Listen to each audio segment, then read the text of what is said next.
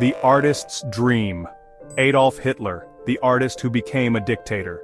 Born in Austria in 1889, young Adolf showed an early interest in art. He dreamt of becoming a painter, filling his notebooks with sketches and watercolors. His passion for art was evident from a young age. His strict father, a customs official, wanted a different path for his son. He envisioned a career in civil service for young Adolf, believing it to be a more stable and respectable profession. Despite his father's wishes, Hitler remained drawn to the world of art. He spent countless hours honing his skills, determined to follow his own path. He saw himself as a misunderstood genius, destined for greatness. His confidence in his artistic abilities never wavered. At the age of 18, Hitler set out to pursue his artistic dreams. He left his hometown with high hopes and a heart full of ambition. He traveled to Vienna, the vibrant capital of the Austro-Hungarian Empire. The city was a beacon of culture and creativity. Vienna was a center of art and culture, home to renowned museums and art academies. It was the perfect place for an aspiring artist. Hitler was convinced he would find success in this bustling metropolis. He believed that Vienna would recognize his talent and provide him with the opportunities he sought. He applied to the prestigious Vienna Academy of Fine Arts, eager to prove his talent. The academy was known for producing some of the finest artists of the time. His hopes were high, his portfolio filled with what he believed to be his finest work. He was ready to take the next step in his artistic journey. Vienna's harsh rejection. The Vienna Academy of Fine Arts, however, did not share Hitler's enthusiasm. Despite his fervent passion and dedication to his craft, the Academy's response was far from encouraging. He was rejected, told his drawings lacked artistic merit. The rejection letter was a stark reminder of his perceived inadequacies. The professors suggested he apply to the Academy's architecture school, deeming his talents more suited to that field. They believed his skills in drawing buildings were more promising than his attempts at fine art. This rejection was a crushing blow to Hitler's ego. It was not just a denial of his application, but a denial of his dreams and aspirations. He had poured his heart and soul into his art, only to be dismissed by the very institution he revered. His sketchbooks, filled with meticulous drawings, were now symbols of his failure. The experience left him bitter and resentful, shaking his already fragile confidence. His frustration grew as he grappled with the harsh reality of rejection. Instead of accepting the critique and striving to improve, Hitler retreated further into his own world. He distanced himself from those who could have offered support or guidance. He became increasingly isolated, blaming others for his failures. His solitude only deepened his sense of alienation and resentment. He found solace in Vienna's coffeehouses, immersing himself in political pamphlets and newspapers. These places became his refuge, where he could escape his personal disappointments. The city was a melting pot of ideologies, and Hitler was drawn to the rhetoric of nationalism and anti-Semitism. The conversations and debates he overheard fueled his growing discontent. These ideas resonated with his own feelings of resentment and displacement. The political literature he consumed began to shape his worldview, setting the stage for his future path. War and disillusionment. The outbreak of World War I in 1914 further fueled Hitler's descent into extremism. The war was seen by many as a chance to reshape the world, but for Hitler, it was a personal crusade. He saw the war as an opportunity to prove himself, to escape the humiliation of his artistic failures.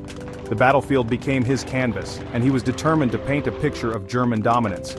He enlisted in the German army, eager to fight for the fatherland. The sense of purpose and belonging he found in the military was intoxicating. The horrors of war, however, did little to quell his anger. Instead, the bloodshed and chaos only deepened his resolve. He witnessed firsthand the brutality of combat, the senseless loss of life. The trenches were a hellscape, a place where humanity was stripped away. Rather than breaking him, these experiences hardened his resolve. He became more convinced that Germany needed strong leadership to rise from the ashes. After the war, Germany was in chaos. The streets were filled with disillusioned soldiers and citizens, all grappling with the harsh new reality. The nation was defeated, its economy in ruins. Hyperinflation and unemployment plagued the country, leading to widespread despair. The Treaty of Versailles, which officially ended the war, imposed harsh penalties on Germany. The terms were seen as a national humiliation. Many Germans felt betrayed and humiliated, blaming the Weimar Republic for accepting such harsh terms. The sense of betrayal was palpable. Hitler shared this anger and resentment. He channeled his fury into fiery speeches, captivating those who felt similarly wronged. He saw the Weimar Republic as weak and decadent, incapable of restoring Germany to its former glory. The political instability only fueled his ambitions. He found a receptive audience for his message of hate and anger, his words echoing the frustrations of a disillusioned nation. His rhetoric promised a return to greatness, a vision that many desperately wanted to believe in. The birth of hatred. In the years following the war, Hitler honed his skills as an orator. He discovered his ability to captivate audiences, to sway them with his fiery rhetoric. He joined the small and insignificant German Workers' Party, recognizing its potential as a vehicle for his ambitions. He quickly rose through the ranks, his passionate speeches attracting new members. He transformed the party into the National Socialist German Workers' Party, better known as the Nazi Party. The Nazi Party's platform was a toxic mix of nationalism, anti-Semitism, and resentment.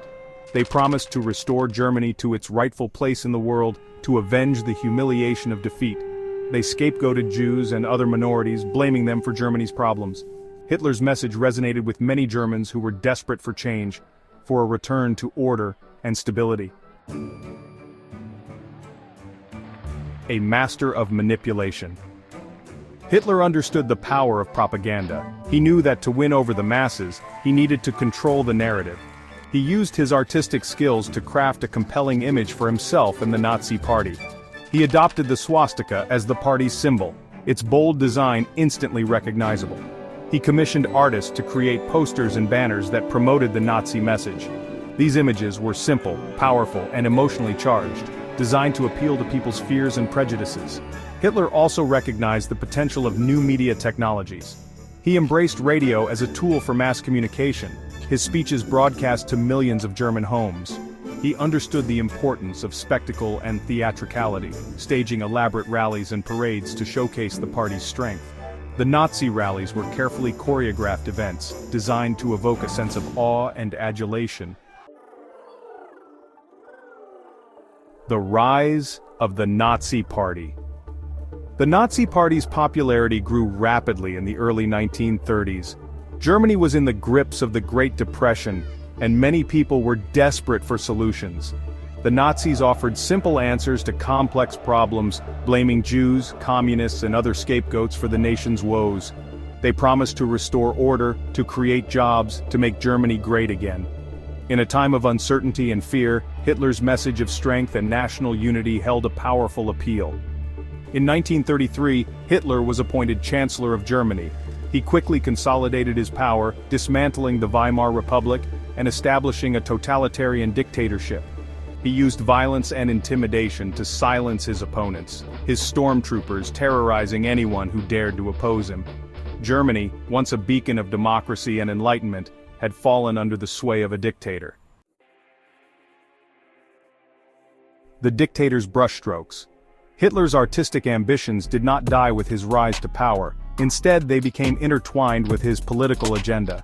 He envisioned himself as a great artist, but instead of painting on canvas, he would paint on the canvas of history. He saw himself as a sculptor, molding the German people into a master race. His vision for Germany was a monstrous distortion of his artistic dreams, a nightmare fueled by hate and delusion. He used art as a tool of propaganda, promoting the Nazi ideology of Aryan supremacy and racial purity. He commissioned grand architectural projects, designed to showcase the power and glory of the Third Reich. He organized massive art exhibitions, showcasing what he considered to be degenerate art, modern, abstract, or Jewish art, while promoting art that glorified the Nazi regime. A legacy of horror. Hitler's reign of terror lasted for 12 long years. During that time, he plunged the world into war, unleashed the horrors of the Holocaust, and left behind a legacy of unimaginable suffering. His dream of becoming an artist was twisted into a nightmare, his canvases stained with the blood of millions. The boy who once dreamed of beauty and creativity became the architect of one of the darkest chapters in human history. The story of Adolf Hitler is a chilling reminder of the seductive power of hate and the devastating consequences of unchecked ambition. It is a story that must be told and retold, so that we may never forget the lessons of the past and remain vigilant in our defense of freedom and human dignity.